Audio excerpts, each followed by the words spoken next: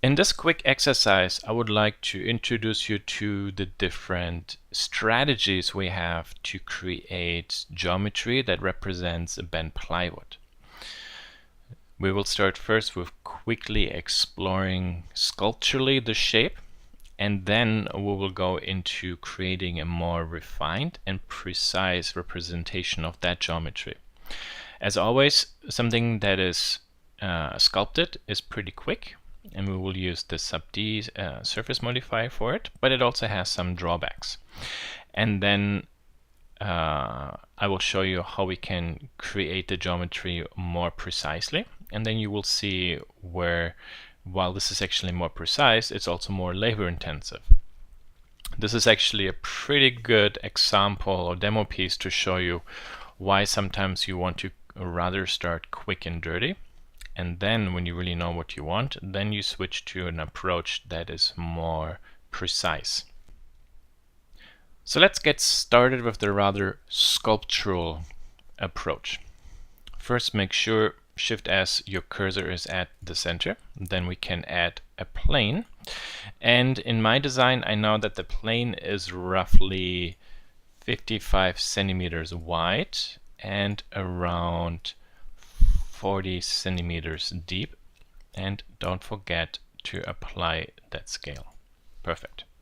Now, if we take a look at the stool, we can basically break it down into a top surface that is a little bit bent, and then two side surfaces where areas are cut out.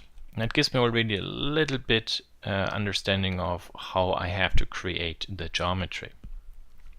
So one of the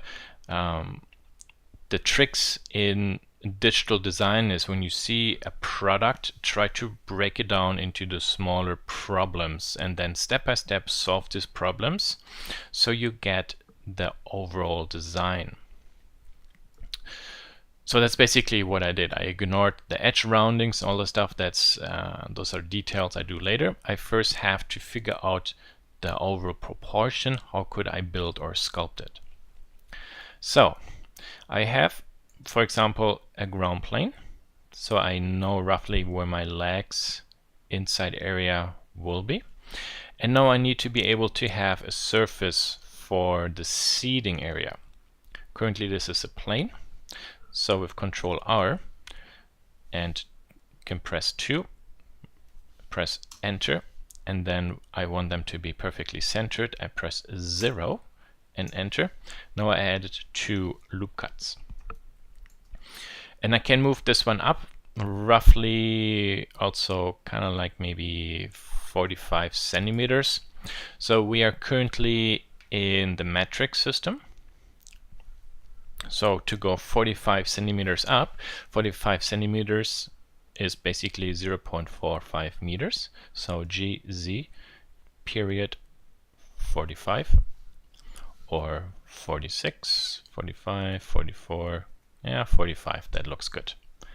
There you see like that period 45 is equal 45 centimeters because we're in the metric system. Press Enter. And now I can, S and X, for example, scale these sides apart. So I get something like this. Okay, perfect. So this is kind of like our basic block. Now we have these openings for the legs. So I know, okay, I need 2 loop cuts from here.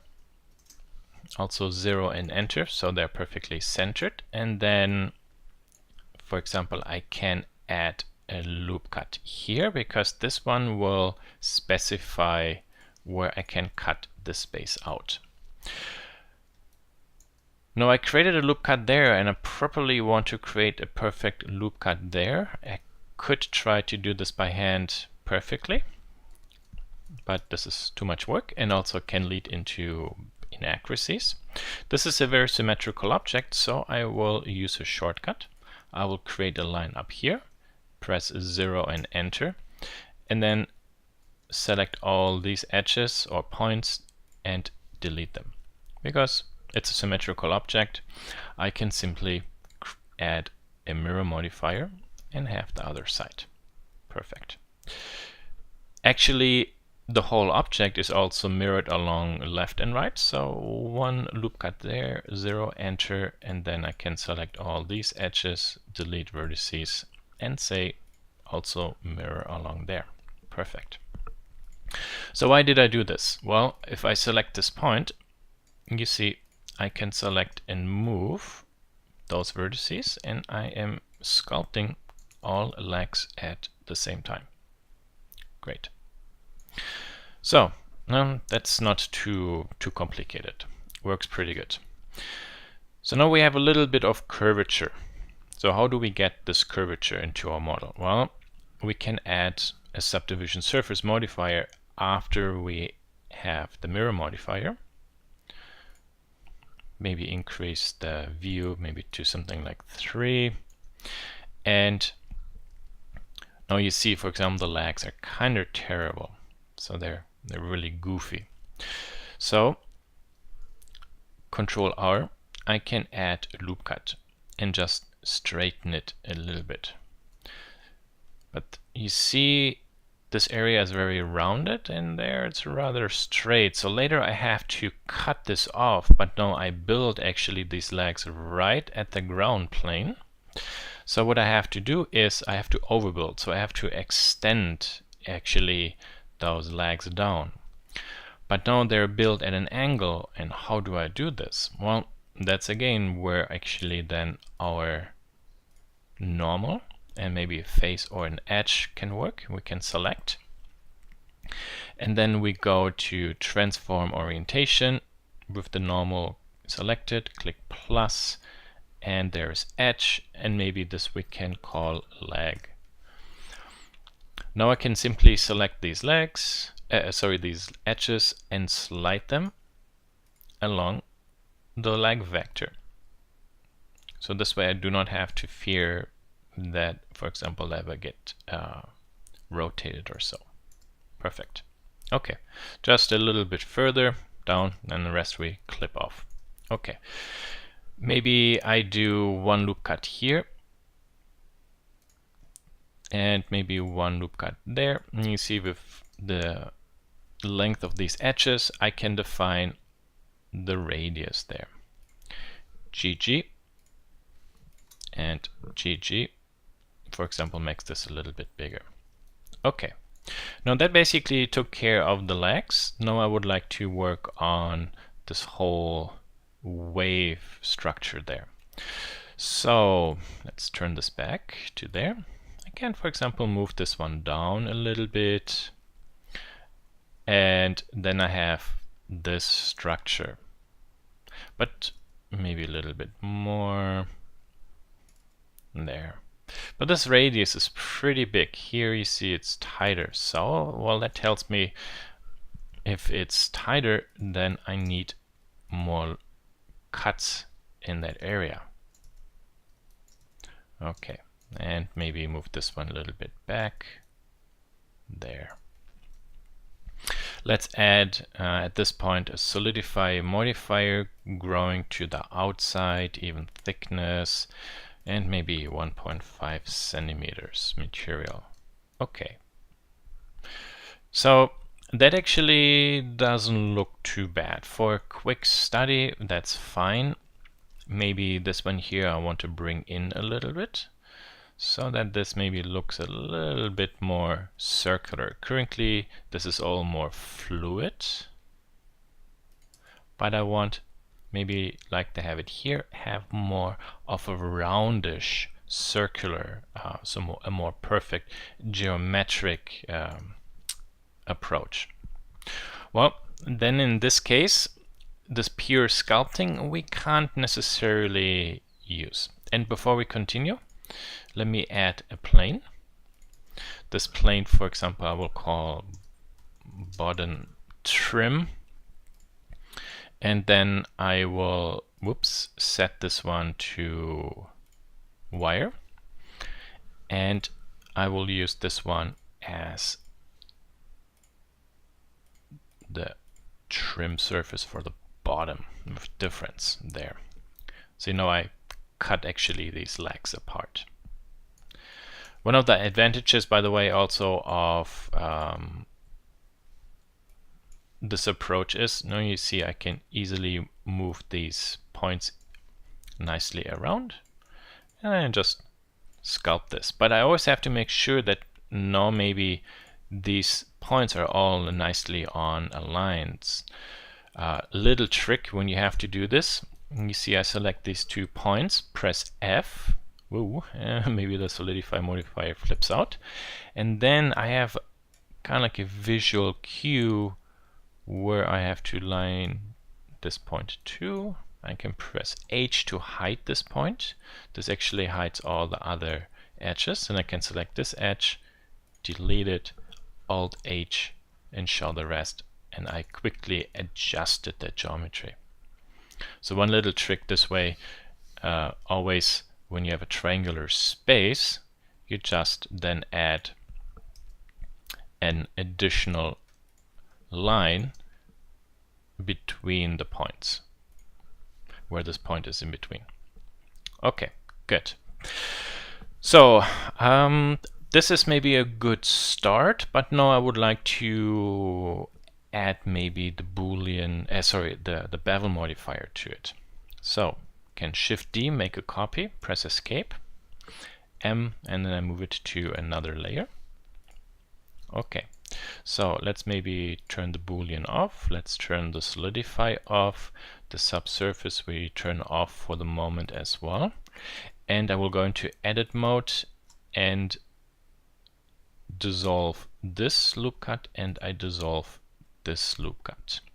Okay, and then this one maybe for the moment I will dissolve as well. Good, and this one here for the moment as well. So I have less points, and you see what I'm only working with. Okay. Yeah, there's actually one additional problem. Unfortunately, the way how I build it, this is already angled. So here I will do a similar trick.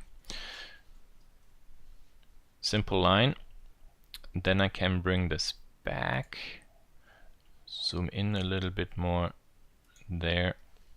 Okay, and then I can again hide this, so I have this line back, select the line, delete it, Alt H, everything is back. Perfect. So that would be one possibility. The other, if you want to be more precise, GG, slide it to one edge. Now this is a strict perfect line, GG, and then we can move this one down. But actually then this one doesn't do it. So how do we control that? Well, this is actually pretty simple. We just have to find the correct point, which is there.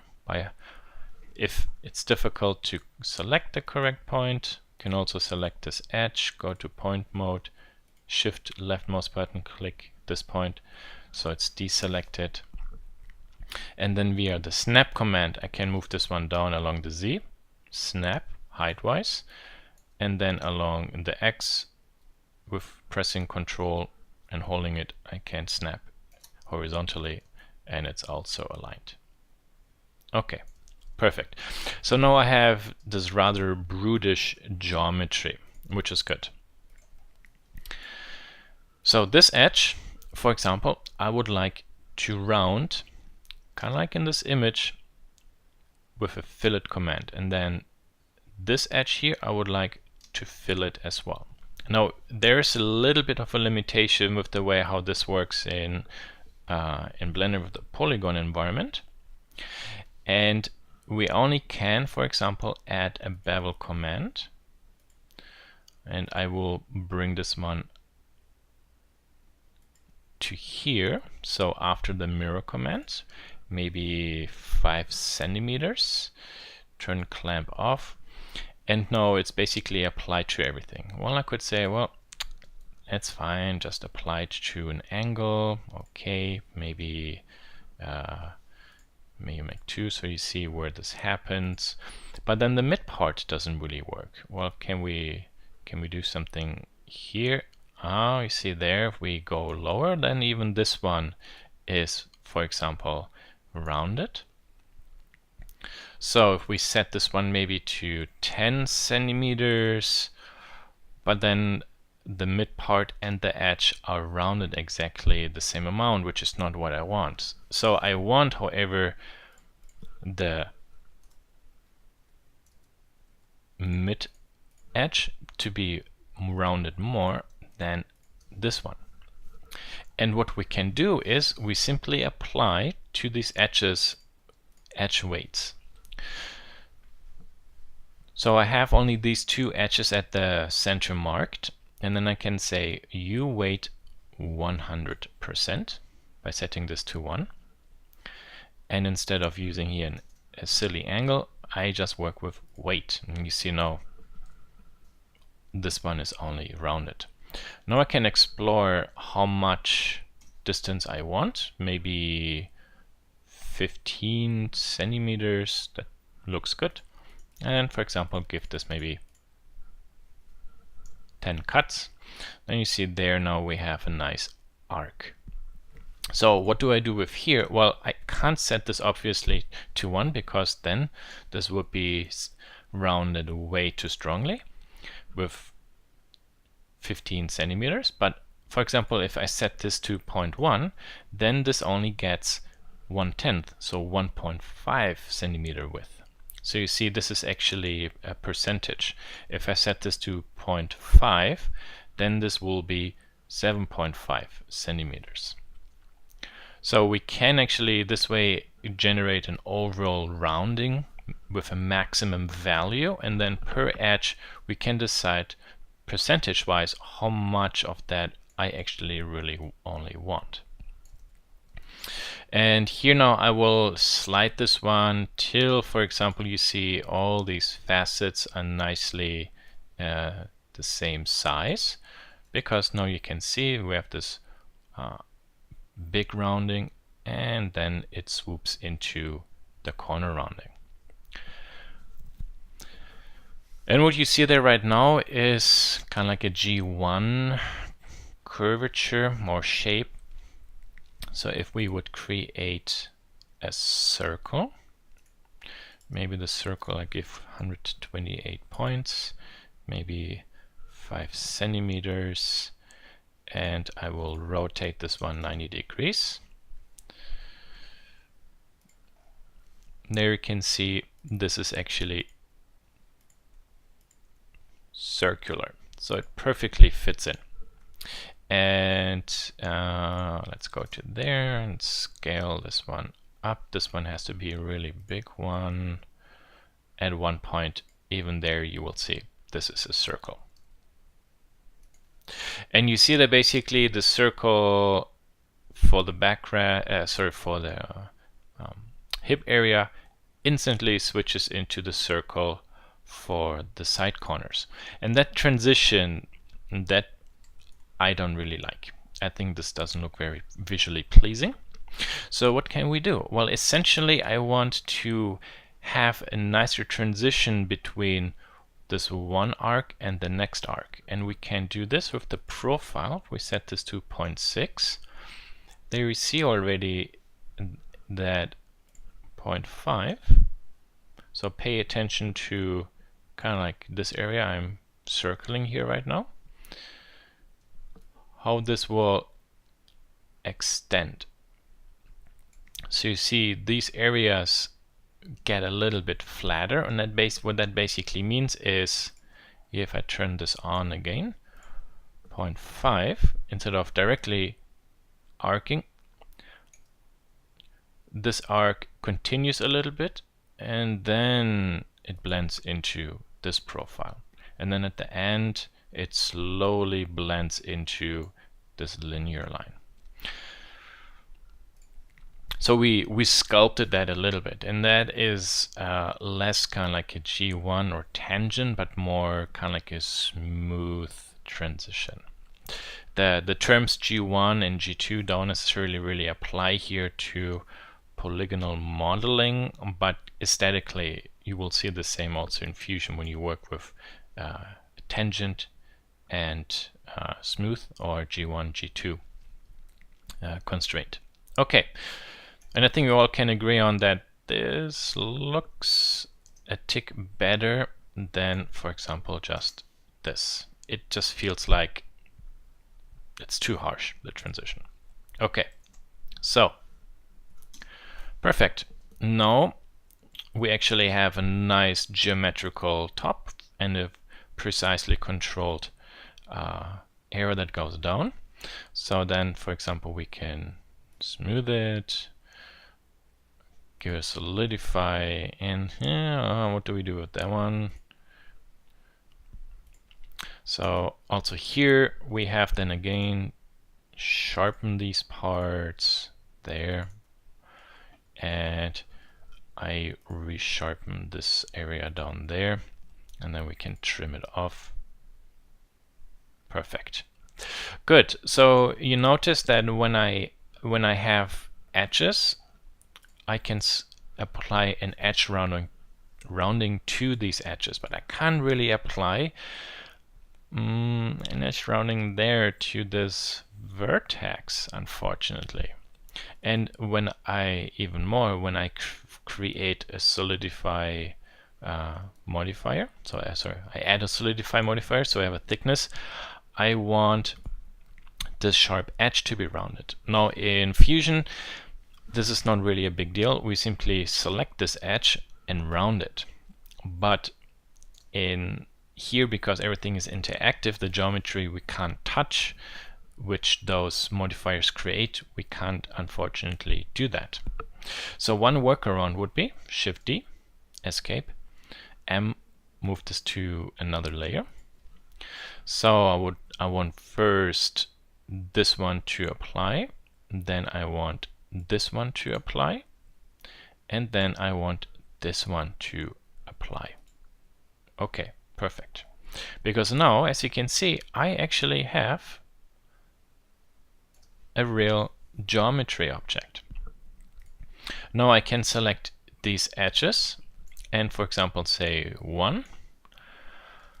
So they're beveled. And then to do a little bit of cleanup, I will select all those loop cuts. Again, and Shift, based on what you set up, Shift Control or Shift Alt and then left mouse button, and then X and dissolve the edge loops. Okay, and now we can add a bevel modifier and say, well, only to the weight, turn this clamp overlap off, and maybe here we say 2.5 centimeters. Yeah, this looks good. Maybe 10, and also there 0.65. Okay, there's something else happening here. So hold on.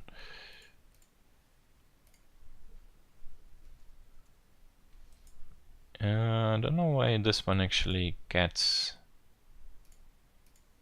this as well. Some of them have a weight by accident. So easiest way, select everything, set it all to 0, and then we can select these 2 and 2 edges and give them a weight. Okay. So now what's actually pretty nice is what we can do when we select, for example, these edges down there, we can play with the shape of the leg a little bit. We can play with the size of this fillet, but we can't really adjust the rest because now that is direct geometry or static geometry. I can't really adjust these roundings anymore. And that basically shows now the problem with this approach. Here, for example, we can just round these edges just a tick, 1 millimeter. So this is okay for a quick study model, but it's not really a perfect approach when we want to have ultimate control. Well, because In some programs like Rhino, this is also the way you still have to work, because it doesn't have any design history. But for example, Fusion has a design history. And we want maybe to, when we send geometry over to Fusion, also not send something over like this, but a more simplified version. So how can we now create something that is similar to the way Fusion works? So everything what we did so far is actually not wrong, because as you were able to see, this is pretty fast to create. So if I don't necessarily like how this arcs, well, I could go to here, make a copy, move it to a different layer, and for example there, then move this a little bit more up. Maybe let's say like this, okay, and then I do pretty much the same steps, apply all this, make sure everything there is set to 0. I have to remove all these other edges. I will skip that step for the moment, and then here, there, I will quickly add a value, add the bevel modifier there, and for example 3 centimeters, 10 only to those which have a weight, and there we are. Okay, so you see it wasn't really much work. Those are quick and dirty parts. Okay, so let me now introduce you to the process I would use then after I did something like this, because I basically explored quickly some ideas, and now I would like to create something that's more refined, and I can still actually bend the mesh and also cut the space out, including these edge roundings. Everything I showed you so far is more called kind of like direct modeling because I actually have no static mesh where I can't adjust, for example, how much this bends, because I removed my design history when I applied all the different modifiers. And essentially that is not what you want. You always want to maintain really your very simplistic basic geometry. Okay, so let me show you now how the design process works, where we build something that's very flat, like in this case. So let me turn this one off. There you see this is actually a flat mesh. In this flat mesh I give a subdivision, and then I actually bend it. So hold on, let me show you the different elements. There it's flat. There is actually here a curve which we use as the shape to bend around, and I have a curve modifier. See, that bends it now along the curve. When I change, for example, the curve, my surface is deformed, so I do not by hand deform the surface. Then I can give this a thickness. Now I have a big sheet of wood, and I borrow a lot from the way how in model making we would work, and in Fusion we would kind of like work exactly the same way. We actually built this bigger part, and then we create a geometry, big blocks, where I simply rounded the edges, and then these blocks we simply use to cut the space out. And then when I move these blocks, for example, up and down, I can adjust kind of like the opening inside the legs. Perfect. So before we, however, do this, we should go back to a little bit of drafting. So I created these two rings, the bigger one and the smaller one. And I have to get this one over to the other side. So I will create an empty here at the center and maybe call this one mirror axis. And so it's not so big, I will make this one 10 centimeters. And then this one, for example, instead of making a copy, moving it over, I simply mirror over along the x-axis by using the mirror position, the empty position. Because now the advantage is I can move this around. The other one you see will follows, and if I go into edit mode and then change the scale, also the left side is adjusted. Perfect. Good. Now inside this view, Shift A, add a plane. So we said this was 50 centimeters along, in my case, the x-axis. Perfect.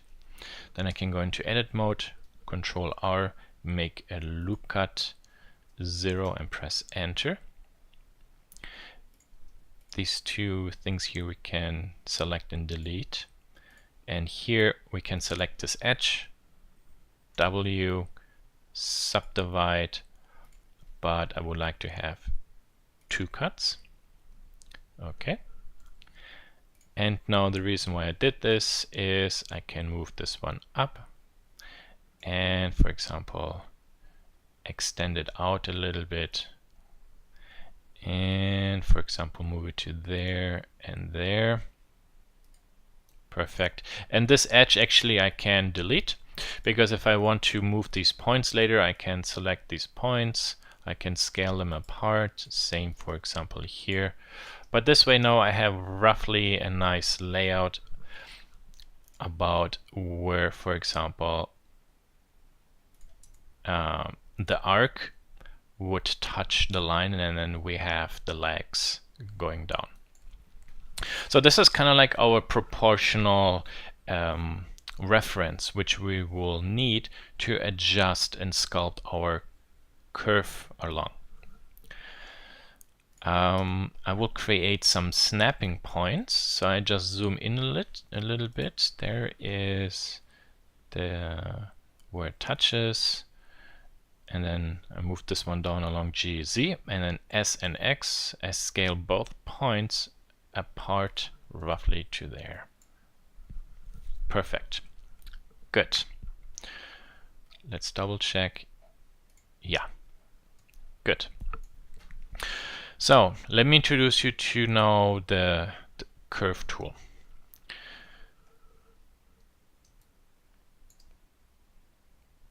We set the cursor to the center and then Shift A, curve, and then Bezier. And this is what you get. This is pretty much the same like a spline or the pen tool in Illustrator. So if you go into edit mode, you will see 2 points. So these are the nodes. There is then this path in between. Also here, curve display, we can turn the normals off, so you don't really see them.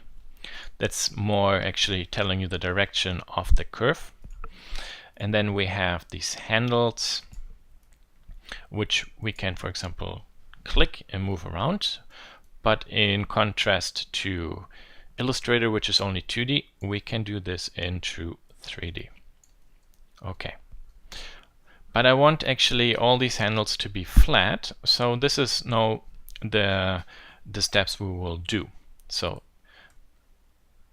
AA, select everything, press V, because we will first switch actually this path to a vector path. Basically, this will turn everything into lines. Great. Now this point I can move around, and I have vertex snapping turned on, and then I snap this one to the endpoint there, and this one G, and I snap to the endpoint there. Perfect. Now I have my left and my right position. Then you will see actually I work very symmetrical. I do not actually start modeling from the left and then make it grow over and go down to there. way too much work, and it's a chance for inaccuracies. I simply will always create the points for left and right and then adjust them accordingly. So when you select two nodes, you have kind of like also selected the segment of the spline between. And when we then, for example, say under Tools Subdivide or W Subdivide, it's the same, we can add another point. And in this case, I would like to have 2 points. Good. Now these 2 points I can select and, for example, move up. You see, this is somewhat similar to how we actually did all the work for with the mesh. So you see, I work first with linear elements before I do anything else. Go a little bit up. This curve here, I will move down a little bit so I can see where they actually touch each other. It's rather there. So S and X, and then actually G and Z there. Okay, perfect. Good. Now there's one last element left we have to do. So select this one and this one, and W, this one and this one, and W. And then we have these 2 points. And these 2 points I move up, S and X, and I position them roughly to there, G and Z, S and X. Okay, good. Also here, these 2 points, W, only 1 point, and then this point we will move down kind of like to there. Okay, so now we actually have blocked out the individual segments. So the legs are linear, and then you might ask yourself, well, why did I create this faceted structure? Well, the really nice part about the spline or Bezier tool in Blender is that we can select, like in Illustrator, a handle and say, well, the handle should be set up in a way so we always have a sharp linear corner. And you see this way, when the other point has the same vector setting, we always deal with lines. Well, this is actually curved, but it's the handles are set so that this actually remains being a line.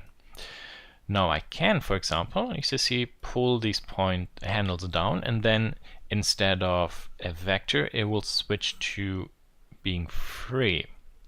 So now I have a mix of lines, and then you see now this becomes from a line into a curve.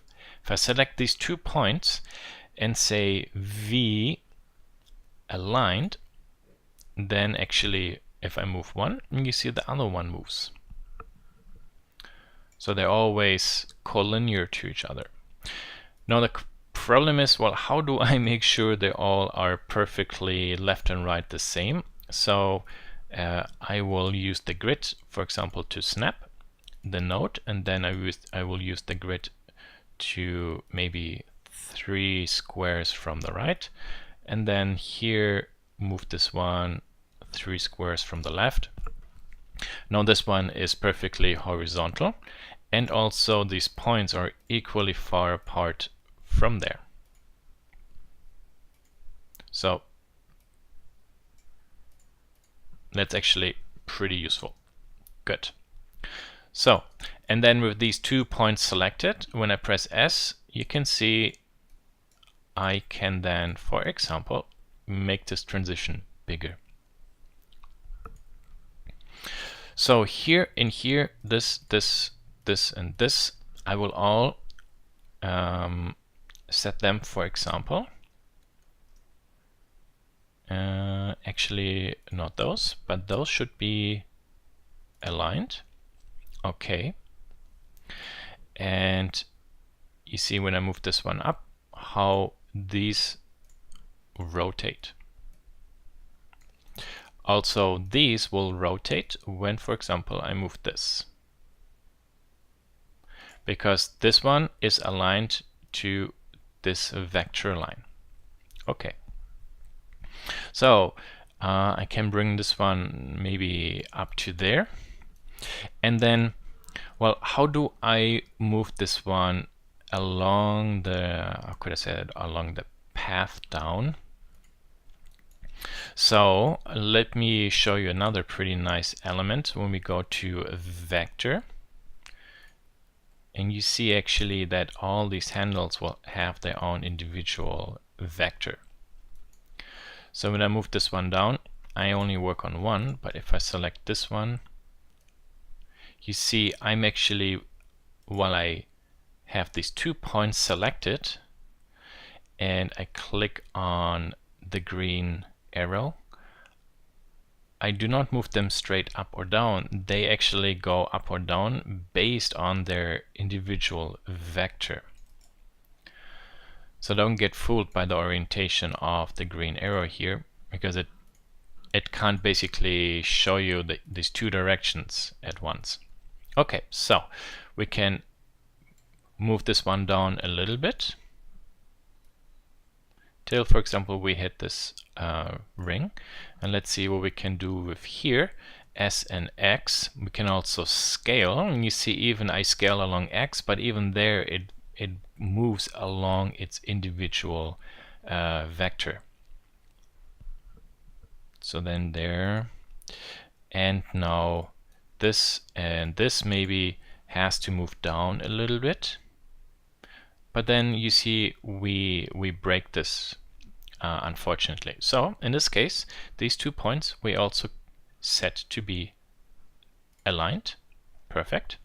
Because now when we move it down, you see the other handle on the opposite side goes up. And by moving this one up, you see there we get now a nice arc. Perfect. And then you see this one is way too flat here at the mid part, which is why also it bulges out there.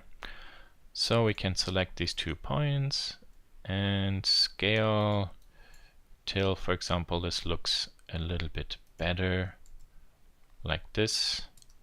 And then maybe here, those GZ, we can move up a little bit there, okay. And then we can see what we have to do to scale this there, here, GZ, maybe a little bit smaller.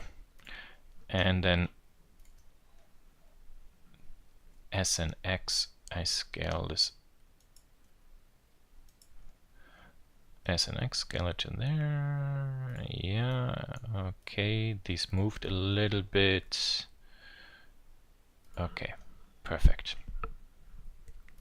Now, when I press S and X, these you see actually now go flat, and that's because we set these handle points to be aligned and not vector anymore. And you see here I can't move this one to the right because this is the vector one, and the vector one forces the aligned one to always be aligned to it. Okay, good. But here now you see we created a spline that nicely follows the line, and then we bend it, and I use these geometrical references so that basically I don't have to eyeball something. I can really see how, for example, the curve should look like. Okay, so before we continue, I would like to also go to shape and, for example, show you the resolution. The resolution is something similar to the subdivision modifier. If I set this to 4, you see this line looks actually pretty jagged. And if I set this to 12 or 6 or 32, and you see it gets smoother and smoother. So maybe let's set this to 32. Can also call this one bend spline. Good. One last step, we select this one point, Shift S, cursor to selected. And it's also important that actually this spline grows along the X direction.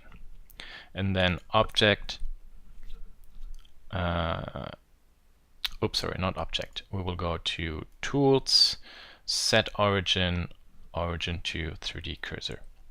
I think actually that should be... No, I think it's maybe here as well. Constraint... Nope, it's not. Good. Okay. So why did I actually move this one origin to this position? Well, we want now to create a plane, and the plane should flow along this spline. But how can a software figure out how an object should flow along, for example, a path? So the bend modifier, which I will introduce you to, always works kind of like along the x-axis. Let's, for the moment, think about it this way. Let's move those all onto a different layer. So I only see this. And then Shift A, let's add a plane. And again, we know Y is 40 centimeters. Okay, and then here we will add a loop cut at the center. So right where the object center point is, and then these 2 points we will delete. Okay, perfect. So it's also important that the sheet of wood we create grows along the X direction. So let me show you now how we can bend it along that spline. So we go to the modifier, add deformation curve, and then we say along X, please use this spline, and there it is. And then you get this one. So what's going on? Well, in a polygon environment, you can only bend a mesh along the existing polygons. We only have 2 edges. In a NURBS environment, the whole NURBS surface would be bent along it more precisely. But the downside, if for example we do something like this with something complex in a program like Rhino or so, it also takes a long time to calculate.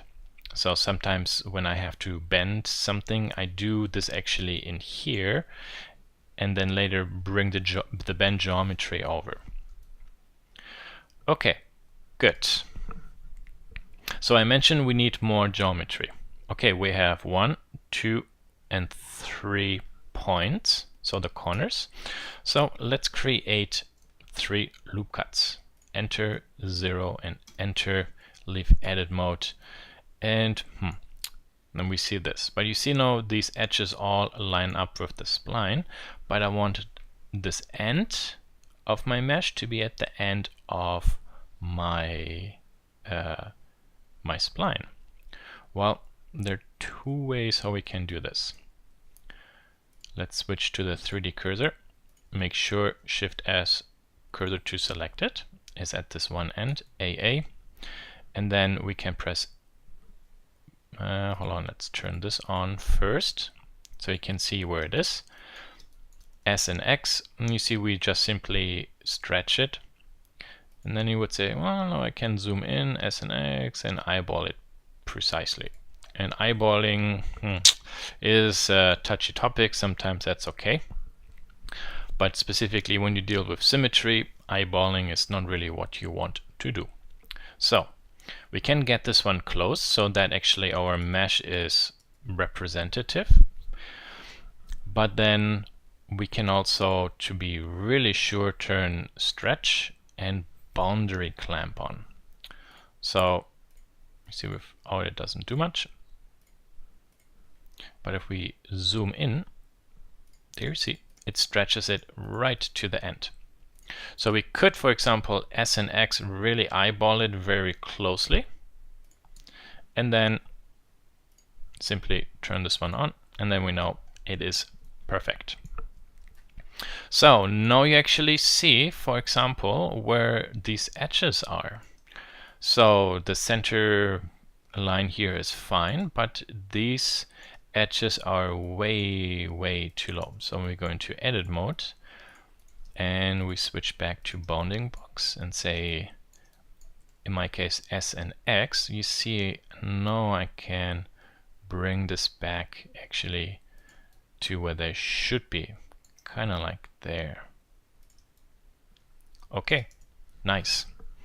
But this is very blocky, so I need more points to this mesh so it can be bent along this curve. Now we could add a subdivision surface modifier, but we want to do this before we bend it. So we have this element and then we create more geometry. In our case, let's work with simple at first. And then this higher density, that one we will feed to the modifier to bend it. And you see, when we increase the points a little bit, we get closer.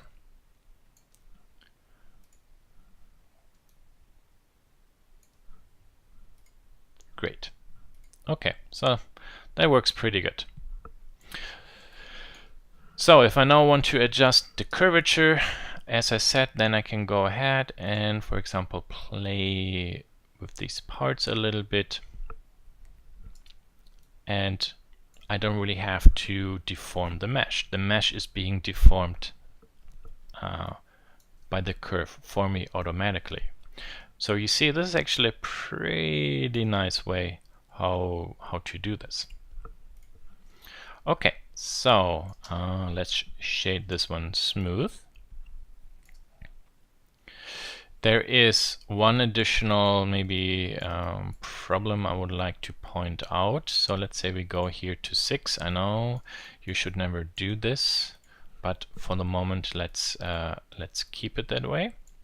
In this case, yeah, it's really not super ideal. So yeah, let's be nicer to the software. We had some extra points, so we don't need to have so many crazy things there. Okay, and subdivide there. So this is good.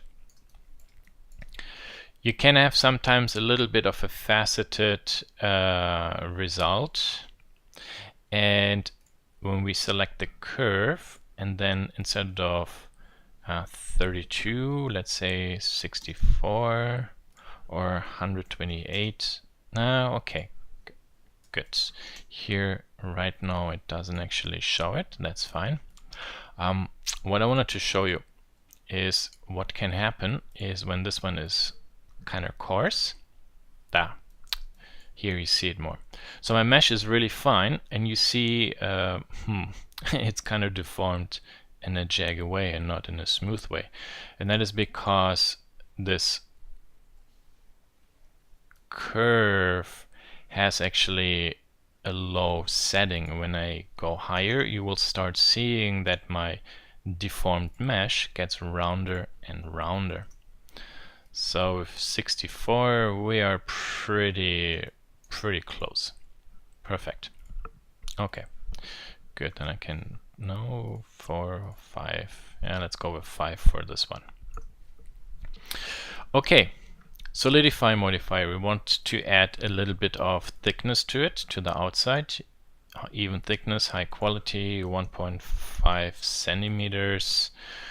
We want to turn on outer smooth. Okay, so now we have a nice thick part. Good.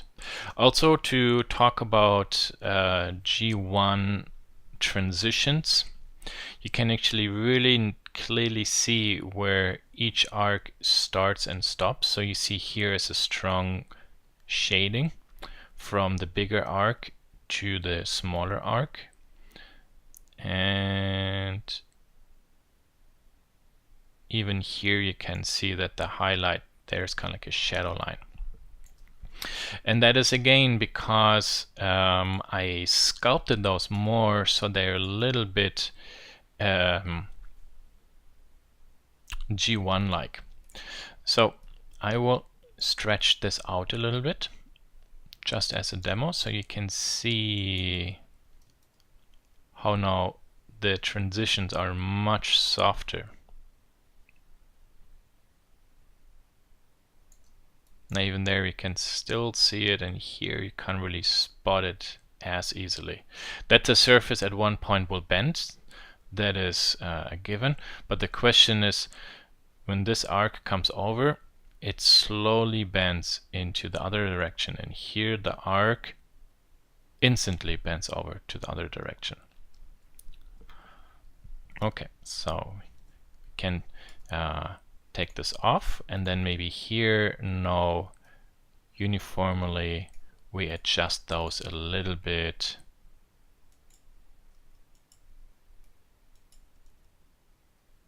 There, and maybe tick there. Okay, so I'm just paying attention to those transitional areas. Good. Now this is not precisely circular anymore, but I feel like the look is simply nicer. Okay, good. So how do we cut out the space for these slags? Well, it's actually pretty simple. We can add a plane, ideally at the center and also where the 3 cursor still is. Then can scale this one down, and I will for example rotate this one like this. Okay, and this upper one I simply move up a little bit. This one I move up a little bit, but I let it stick out of purpose, and you will see why. And now I have to rotate this a little bit in object mode. So you see I switch from edit to object mode, and I try to hit kinda like this rotation. Perfect. If you want to make a copy of this one, Shift D, and I move it to somewhere else, please do it. Because what I will do now is I go back into local mode, then edit mode. Now along local mode you see I move this one down a little bit so it's outside the wood area, and then I press E and extrude it to the opposite direction so it penetrates and grows through it. So I overbuild again, AA, and then shading UV recalculate so the normals or the faces face to the outside. And now I can go ahead and, for example, select this edge, and then in this case here S and Y, scale this one in. And I would also like to round these edges. So we know if I only on an object would like to round 2 edges, I can select these edges, give it a weight, and then add actually the bevel modifier, set it to weight only. There you can see the result. Maybe 3 centimeters, turn clamp off, give this maybe 10 cuts, and set this to maybe 0.6. Okay, let's shade this one smooth, and auto smooth turned on. Okay, perfect. Keep in mind there's our mirror axis, so we will add after there the mirror modifier to mirror it over, and we can also, for example, turn this one to wire so we don't see it shaded solid. Okay, and now we can select the base object, and then like in Fusion, now we would actually cut the space out. So now we do the cut, difference, carve, cut it out there. And to clean everything up, we can move those to a different layer. This as well. And there we are, you see? Very easy. So we have pretty much the same result as the sculpted version, with the huge advantage now that this is actually a more parametric object. The advantage here is because this is a solid model, I can still goof around with it. For example, let's say here I want to have some extra geometry to it. I could sculpt it in there. I can't really do this in this case, but I could obviously generate geometry to cut it out, similar to the way how I did it here. But because this is all now interactively calculated, let's say I would like to change the position of the legs and the size, S and Y, grow along the local direction. That's again the reason why I rotated the object and then I went into edit mode. Now I can easily extend it or shorten it by using the local space, and also adjust the width and the shape of the legs. With the bevel modifier here I can adjust the rounding, and with the spline in general I can totally quickly change how this whole surface, for example, deforms, and for example how much it goes in, or maybe it goes deeper. Yeah, there you see, quick clicks and the complete design is a little bit adjusted. Now this is also only a model geometry, so it's not ready yet perfectly to be textured, and I will show you that actually in the next video how we can do it. So this, for example, I would save maybe as by bent plywood stool model, and then I would make a copy of that file and then create a bent plywood stool render model. Also the advantage of this whole approach by building it this way is here I only have a very simple mesh. So I can actually, besides the solidify and the Boolean modifier, send this layer over to Fusion, recreate the surface. Then I can select this without the bevel modifier and send these two boxes over, and then recreate it into BWrap, round these edges. Then in Fusion I just simply add the solidify or the thickness, and then like we do here, then I take those objects in Fusion and cut them out of this one. So I will end up with this. So it's, as you can see, pretty much the same process, and this way we can quickly explore a shape. In particular here this is also bent, which makes it a little bit more tricky. Currently this is bent only along one way, but let's say we even have more twists to it. This way we can make the power of the deformation tools outside a parametric program like Fusion, in this case here with Blender, and then we will transfer the stuff to Fusion and fix it there. And I will show that also in one video.